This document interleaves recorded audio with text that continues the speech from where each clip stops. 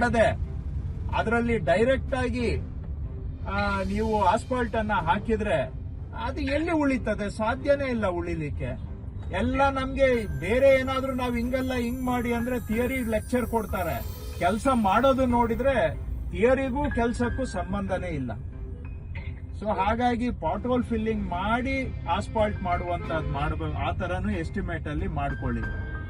ಇನ್ನೊಂದು ಸಣ್ಣ ವಿಷಯ, ಈಗ ಏನೋ ನಿಮ್ಮ IRC ಬುಕ್ ಅಲ್ಲಿ ಇದೆಯೋ ಕೈಪಿಡಿಯಲ್ಲಿ ಇದೆಯೋ ಗೊತ್ತಿಲ್ಲ, ಯಾರು ಹೇಳ್ತಾರೆ ಗೊತ್ತಿಲ್ಲ, ಇದು ಏನ್ ಕಾಮನ್ ಸೆನ್ಸ್ ಅಂತ ನನ್ಗೆ ಗೊತ್ತಿಲ್ಲ.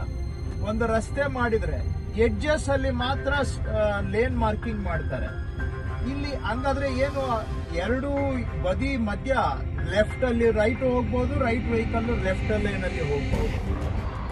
ಏನು ಲೇನ್ ಡಿಮಾರ್ಕೇಶನ್ ಇರೋದಿಲ್ಲ. ಎಂಡ್ ಅಲ್ಲಿ ಮಾತ್ರ ಏನು ಲೇನ್ ಮಾರ್ಕಿಂಗ್ ಮಾಡ್ತಾರೆ. ಸೆಂಟರ್ ಅಲ್ಲಿ ಲೆಫ್ಟ್ ರೈಟ್ ಅಂತ ಡಿವಿಷನ್ ಮಾಡೋದಕ್ಕೆ ಲೇನ್ ಮಾರ್ಕಿಂಗೇ ಮಾಡೋದಿಲ್ಲ.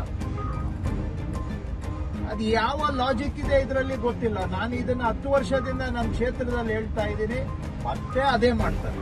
ದಿನ ಬೆಳಿಗ್ಗೆ ಇದ್ದು ಇದೇ ಮಾಡ್ತಾರೆ. ನಾನು 1000 ಸತಿ ಹೇಳಿರ್ಬೋದು. ಆದ್ರೂ ಅಲ್ಲಿ ಕೆಲಸ ಮಾಡುವಾಗ ಎಷ್ಟು ನಮ್ಮ ಇಂಜಿನಿಯರ್ಗಳು ತಲೆ ಅಪ್ಲೈ ಮಾಡೋದಿಲ್ಲ, ಎಷ್ಟು ಬ್ರೈನ್ ಡೆಡ್ ಆಗಿದೆ ಅಂದ್ರೆ, ನಾನು 1000 ಬಾರಿ ಹೇಳಿದ್ರು ಕೂಡ ಹೋಗ್ಬಿಟ್ಟು ಎಡ್ಜಲ್ಲಿ, ಎರಡು ಎಡ್ಜಲ್ಲಿ ವೈಟ್ ಲೈನ್ ಮಾರ್ಕಿಂಗ್ ಮಾಡ್ತಾರೆ ಬಿಟ್ರೆ ಸೆಂಟ್ರಲ್ ಲೈನ್ ಮಾರ್ಕಿಂಗ್ ಮಾಡೋದಿಲ್ಲ.